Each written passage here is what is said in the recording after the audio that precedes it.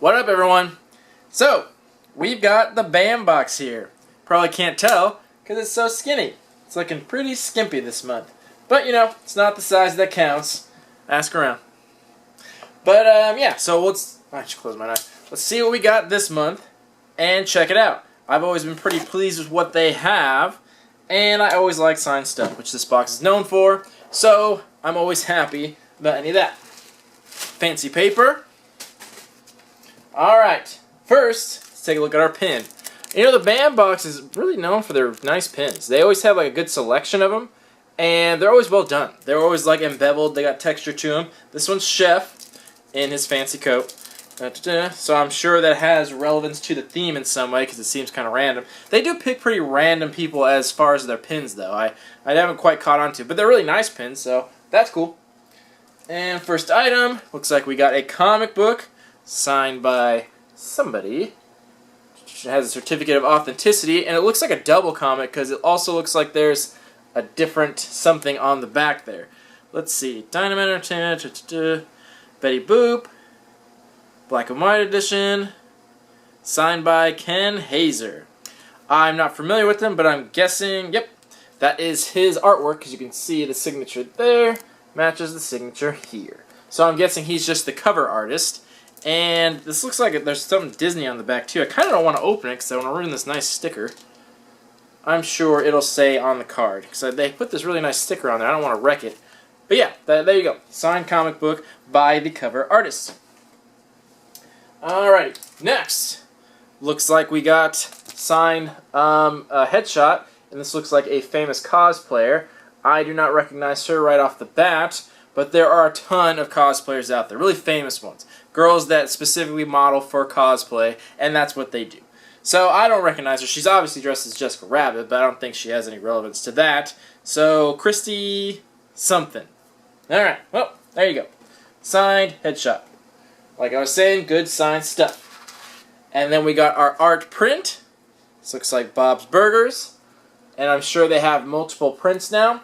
They've been doing that a lot lately. Since the BAM box has gotten popular, they've been doing more than one art print, and they usually have variations. You get one or the other, which I think is good. I didn't get it at first why they wouldn't just stick to one, but then I realized the reason that they're doing it is because of the limited run on there. So I've said a million times before, prints get their value from the amount of prints they make, so whatever the limited run is, that's where it gets its value. If there's only one, it's going to be more expensive than if there's like 200,000. So they do different prints because they don't want to have a really high run of something because that ends up devaluing it. So that's why they've been giving options of one or the other because they can keep the print number low and still give one to everyone. So, and that's also cool because not everyone gets the same thing. So in most of the boxes lately, there's been at least two options for what the art print is. And I'm guessing the artist's name is Barg or Barge, whatever that is, because it says it more than once on there. I'm guessing he's the artist. Yeah. You don't have to read the card and see what it talks about on there, because I'm sure it'll talk a lot about the artist. So I'll get more info on that. And it looks like our last item looks like a metal placard. It says, "Crazy people are more fun." That's really cool. So it's obviously of The Simpsons, and that's just an artist rendition of it. I like that. It's a really nice plaque, and it's got some nice texture to it. I don't know if you can tell by the light. It's actually got some texture. So that's pretty nice. I like that piece of artwork. I wonder if that is from anyone famous. So that's cool. So that explains why everything was so skinny in here. Because there was no items. It was just artwork. Oh yeah, adult cartoon. I remember that. Yeah. So that explains Chef. Yeah, that makes a lot of sense. And explains everything in here. Kristen Lene. Alright. So that looks like all the items in here. So I'm actually pretty okay with them not putting anything but signature stuff in there, because that's kind of what they're known for. And honestly, the other items they put in there, like I wouldn't say figures, but the collectibles or prop replicas, have always been pretty cheap. They haven't done like a super good job at it. Not that they do a bad job or anything, but they're just not like high-end stuff, which makes sense because can't put high-end stuff in there, it would just cost too much. So I'm actually pretty okay with them not putting any of those prop replicas in there, because I really haven't been a fan of any of them. Like the one time they put the head in the box and and the one from Inception where it was just like a dice and a little dreidel thing. Like, they just haven't really blown me away. I'm pretty okay with not having them, and I think this box should focus on what they're good at, which is artwork and signed things anyway, so I'm pretty okay with them sticking to that. If they only do little skinny boxes like this from now on, that's pretty okay with me. So, we'll take a short little break, and then we'll come back and talk about all this artwork and give this box a value. See you soon. Alright, we are back. Let's talk about these items and give it some value. First, the pin. You got one of 4 options of pins from the South Park series, all nice and quality. I got Chef, and the value on this, much like all the items in this box and from this company, it just depends on what you got. They give a lot of different variants and options to what you can get for each item, which is cool, so not everyone gets the same thing, but it makes it difficult to value, because it kind of depends on what you got. I would assume, as far as these 4 pins, they were evenly distributed, because it doesn't say there's any different rarity on here. Oh wait, it actually does. Yeah, the Kenny pin, the Dead Kenny, it was limited, so yeah, that's kind of the one I wanted. I wish I would have gotten the Dead Kenny one. That one is a limited run. The others are common, so I guess that's what they kind of do. They do one rare one. Anyway, like I was saying, it still makes it hard to value because it depends on what you got. The other 3 pins vary in value. The Cartman one was cheaper, the Chef one was in the middle, and the Kenny one was more expensive. Obviously, with the Dead Kenny one, it's probably the one that most people would want because it's the coolest, and it has a limited run, will be much more expensive. So kind of averaging out and trying to find a value, this pin's going to be right about $10. So give or take a few dollars depending on which character you got. And obviously, if you got the rare special Dead Kenny one, that's probably going to go for like upwards of $20, maybe even $30, because it's actually a really nice pin. Next, we got our sign, and I was correct, this is a piece of artwork.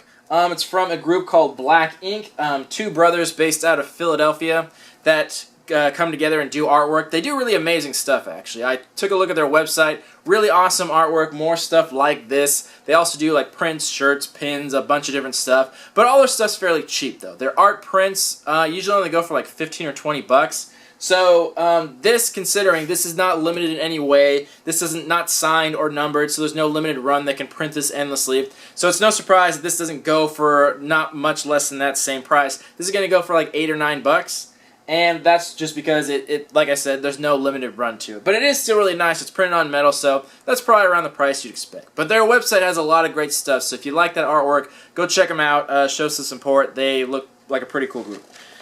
Then, our autograph by Kristen Lene.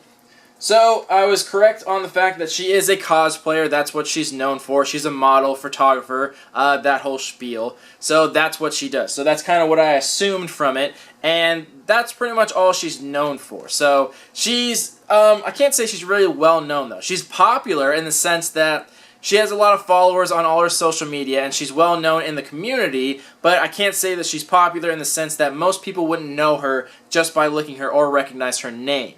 So this signature's not going to go for a lot of money because of that, because she's not tied to anything. And when it comes to signatures, getting autographs, you kind of need something to tie the name to the face or so on and so forth, because it has to be like someone that's an artist or someone that's a voice actor or someone that's literally on TV or movies, because you recognize either the name or the face. But when you're talking about someone that's just kind of known in their own world and kind of known for doing their own thing, they're not going to be, their autographs aren't going to be worth anything, just because you kind of have to already know who they are and follow them on Instagram or something to really appreciate that. So for that reason, this one's only going to go for like $8 or $9, and I think that's basically for the reasons I just gave. She's not well known, and there's no, I've never seen her before, I've never heard of her before, and I'm pretty up on this stuff, so and she's not on anything as far as I know. I haven't heard of her in any way, but she's not on TV and not in movies, so it's not as special to get an autograph from someone that's just popular via the internet or social media. So that's a little unfortunate, and I wouldn't say that's their best choice of getting an autograph. It's still cool. It's still cool to have like a personalized autograph from someone, but have them not being well known for anything other than their own doings, it's not that special. Next, our Betty Boop comic book. So I was looking at the back. I thought it was a separate comic. It's actually just an advertisement for The Spirit, separate comic book. I think it's the same character from the movie. But yeah, So this comic book came in two versions, a color version and a black and white version. So the variant, the black and white version, is obviously worth a little bit more than the color version, but again, I can't assume that everyone got the black and white. I have to kind of take into consideration the cheaper price of the color comic. If you got the color version, it was only about $7 or $8 in value. If you got the variant, it's worth about $15. So it's worth a little bit more, but not much. And again, based on the fact that Betty Boop probably just isn't that popular nowadays. She's very iconic. I think everyone knows who she is, but I can't imagine her comic series being like crazy collectible. And same thing with the cover artist. It's a comic book artist known for his cover work. So he's known, but again, not to the common public, at least not as iconic as some of the other signatures we've gotten. But this is an exclusive cover either way, whether you get the black and white or the color version. Exclusive cover to the bandbox, which is cool. But yeah, not a high value on that either. Last, our art print. So again, I was right. We had the option of two different prints in here. This is the first one. This is a Bob's Burger print. And the artist is Wizard of Barg, or Barge. I'm not sure how to pronounce that. The other one was a crossover between Beavis and Butthead and Rick and Morty. So, two different artists that we got here. The first one, the Rick and Morty one, was by Casey Day, who is a graphic designer. And, you know, nothing wrong with that, but again, not really known for their personal artwork. Graphic designers are very good at creating artwork, but since their name usually isn't tied to anything specific, their signatures aren't worth as much. But the artwork itself was worth a decent amount. And then the other artist here, the Wizard of Barge, or Barg, that one... This one is an artist in Texas. I tried to look up information on it. The artist has some stuff on Etsy, a lot of pins and stuff like that, and some prints as well, but the prints online go for really cheap, like $15 and $10 for that person's prints. So the one I got is only going to be worth about $10, even though it's signed and numbered. The artist just isn't as well known. The Rick and Morty one was going for more than that, like $15 to $20. And even though it was a lesser known as an artist, but I guess people just like that print a lot more. I think it was just a personal preference of the picture, but that price probably will come down as well because, again, artists aren't crazy well known. So that was all the items. Pretty low on the value across the board, just based on the fact that not very well known people. The incentive autograph, however, this was for people. There was the option of ordering like a, I guess not really a sure thing, kind of like the collector's case does, but just an upgrade to for sure get an autograph. And this is one of the items in there. I can't remember how much people paid for it. I'd have to look into it, but I wish I would have known because I would have gotten that because it's the voice of Bender, but it's also the voice of Jake from Adventure Time. Two characters I'm a huge fan of, so I really wish I would have gotten that signature. I kind of am out of the loop. These boxes are all on auto renew. I never check the websites. I try to avoid spoilers, so I never know about that stuff until it's too late, unfortunately, because I really would have liked to have gotten that signature, because that's someone well known, and that's someone I wish they could have actually put in the box. It's unfortunate they couldn't. So that all being said, all the signatures and stuff we got from very lesser known people, which is unfortunate. So everything in there had the option of being a little more exclusive, I guess, with a little more value with the pin and the print and the comic. So there was the option of it, but again, I can't give that value to it because not everyone got that. There are some people that got the lower version of everything. And if that's the case, the value on this box is only going to be about $43 on the low end and about $46 on the high end. Considering this box costs $35, you're only getting a few dollars more than you paid for. Now, if you got everything upgraded, which you could have, the odds of that are very, very slim, but even with that, you're probably only getting a little under $70, which is still, that's barely touching on double the value. So even the best case scenario, the value is not very high. Now, I said earlier that I'm all for this not putting in extra filler and not putting in like the collectibles, like the prop replicas. I'm okay not having that. I'm okay with just doing this style of stuff, but they need to focus on more well-known people. And I'm sure they didn't do it intentionally. I'm sure this month they just had a limit on who they could get because it's hard. The more popular this company gets, the more less-known people you have to do, because the famous people aren't going to do as many prints and aren't going to do as many signatures, so that has to be just incentive. So, ironically, the more popular this box and this company gets, the cheaper the items are going to get because they have to make more of them. So, that's the bittersweet irony of pretty much any company. Same thing that happens with all the boxes. They start out really cool, and then the more popular they get, the more flooded the market gets with those items they put in there. So it's just the natural way of things. It happens to everyone. So they gotta try really hard to keep things interesting and make sure they get well-known people to sign their stuff. And recently they've done really good. They've gotten like a lot of, not necessarily well-known actors, but iconic, like the Scream Killer and like Pinhead and things like that. Those actors aren't super well-known, but their faces are very iconic. So that's okay. So I hope in the future months they can try better to get some more well-known people, and I hope that I can maybe find that Bender autograph online or something like that, and I'll have to pay attention more to what these incentive boxes are, because I'd like to try one of those out as well. And I think adult cartoon was a really cool theme to have tried that out on.